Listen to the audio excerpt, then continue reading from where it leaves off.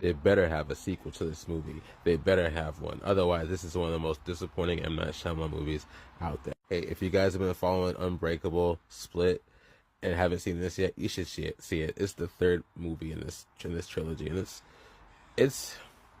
it's good, but man, that ending. If you haven't seen any of those movies, see those first, and then come back to this one. They're all tied together. So hey, if you like superhero films and you want like a different take on them, this is definitely your jam. But first, check out the first two and then this one. All right, review over for all of you that just left. For the rest of you, let's get into it. Did you guys know M. Night Shyamalan was actually able to put unseen footage of Unbreakable in this movie as flashbacks? Okay, so I'm going to start with the good. If you like Unbreakable at all, if you like Split at all, this movie is just a continuation of both. And it's a pretty tight continuation, actually. It flows through pretty nice. Bruce Willis is back as David Dunn. And what's really cool about his character is it doesn't really matter how old he is. His character still works because of the powers he has. For those of you who don't know, without ruining too much, he's basically invulnerable. He can't take on any damage at all. He doesn't even get sick or anything. He can take it all on.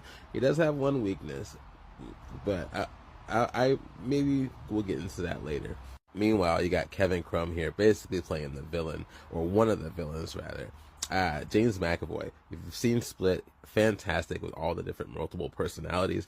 As Sam Jackson put it, as good as he thought he was, seeing James McAvoy be able to change characters and argue with 4 different versions of himself on set, it's something special. And he's even more menacing as the Beast. If you don't know, all of his personalities have a certain set of skills and theme to them, but his Beast personality is truly superhuman. You get a battle of the Titans here. You get James McAvoy and Bruce Willis going at it, and it's really cool. On top of that, you have Sam Jackson basically playing a Lex Luthor type of character still. I don't want to ruin too much about his character in this film. I'll just say he plays a very interestingly complicated character here. What makes this movie even more fascinating is how they deal with these superheroes. They basically all end up being locked in this insane asylum, and basically the people inside of this asylum are telling them, hey, you guys are crazy. It's an interesting take on a superhero film. It's not like any of the Avengers movies or anything like that. You could say it's a bit more grounded. These people are basically locked up for being what they are, and it becomes a bit of almost like a mind-bending story in a way. Still with superhero action, and it's still with kind of superhero trappings of good guys and bad guys, but definitely a bit more complicated. In some ways, I think this is some of the best work M. Night Shyamalan's done.